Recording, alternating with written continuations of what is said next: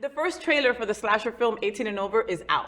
And the film features bisexual actress and just heartthrob because she is just beautiful, Ashley Benson. She plays an OnlyFans style internet star who goes to a cabin in the woods to avoid crowds and COVID.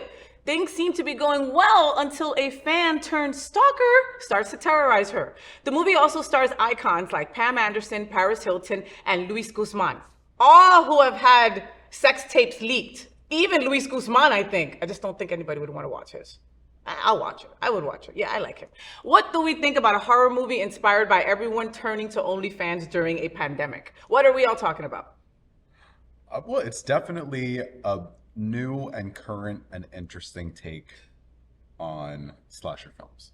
Right. But it is the reality. I mean, we know a lot of people in our community that are making boku bucks off their OnlyFans pages. Like people that have left their jobs because it was like during pandemic, they were home. I needed a side hustle. Let me do this. Now, when things opened up again, it was like, why am I going to go back to the man working behind a desk when I can do this at home in the comfort of my own home and see those dollar bills, cha-ching, cha-ching, get into my account. Yeah.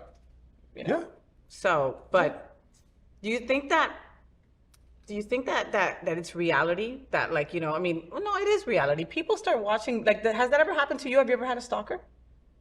I've had people I dated who became obsessed in the past, and it was very difficult to end those relationships in a way that wasn't really, I don't want to use the word dangerous because that sounds dramatic, but like really damaging and toxic. Toxic, that's a great word for it. Sometimes people don't want to let go of things.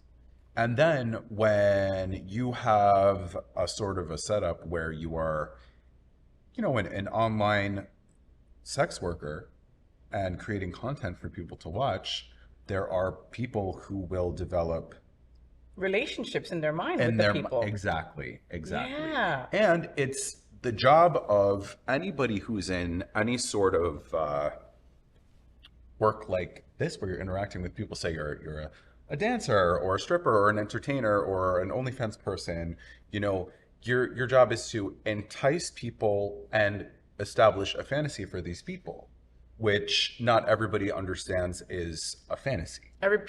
Some people, the line is blurred between fantasy and reality. Yeah. And then they start thinking that they actually do have a relationship with you, but you're showing them like you're naked. Yeah. So people start feeling that they kind of own you. Like they have subscription to your page, so that if they see you on the street, they can hug you, touch you, or whatever. I mean, some people just don't know a boundary. I used to have this issue when I worked at the club. I can see that. Because it's, in my mind, and I'm sure in a lot of dancers' minds, it's our job to entice the audience and to develop some sort of a relationship and a fantasy with the people that you're entertaining. Yes. And they're tipping you. And they're tipping you, and that's how you get your money. And you have to lead them on to a certain extent. But there are people who understand, okay, yeah, we have this little exchange when we're at the club, but then there's people that want to know you in real life. And, I wasn't always smart enough not to hand my number out to people. And you would get people that would really think that you're trying to date them in real life. And it's like, this is a character. When I was at the strip club, I wasn't me. You were a character. I was dumb to use my real name, but it's okay. You're playing a part. Yeah. You're there. Oh, you're dancing. You're enticing people. Oh, let's have a sit down and I'll watch you have a cocktail and we'll talk about this and that and the other thing. But people will get attached to this character that you've created. Well, and with social media, everybody is kind of attainable. Like you could send a messenger to somebody just by knowing their social media. Yeah.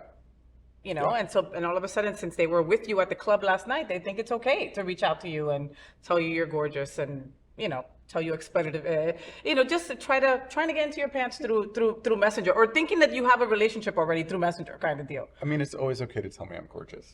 That's always okay. We always take that. But what I thought was funny about this slasher film was, one, that kind of all the stars on it have had their own sex tapes or their own sexual escapades exposed. Yeah. Pamela Anderson, do you remember that? Like a million years ago, like when she was the hottest person on earth, and videos of her with Tommy Lee were leaked. And this is like before, this is a million years ago. I mean, I think it has to be more than 20 years ago. It has to be. That was the OG. Yes. First. Where I think they did it on VHS. Like, that's how old that is. You know, and she had to deal with that somebody else was making money off her image, and she could do nothing about it. And this was still at a time where, I mean, it still is weaponized, but when a woman's sexuality was weaponized against her, you know, half the world treated her like a whore, like crap, because she made this video. Yeah, A Night in Paris. Yes, I did see all of the leaked tapes of all these people. I did. A Night in Paris. I remember that. She had that bob. With the bob, she had with the night vision. With the night vision, yes. Oh my God. The only person that ever like made it super, super, super big from a sex tape was Kim Kardashian. All right, that's it. Yeah, that's it. She knew what she was doing. She knew what she was doing. Ray J with that big personality.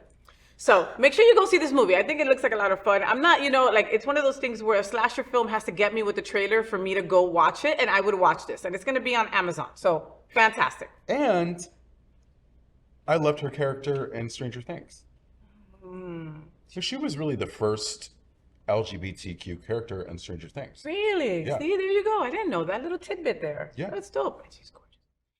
So, did you enjoy the show? I know you did. So make sure to click subscribe so you won't miss any of the events, news, or interviews right here on the Faye What Show.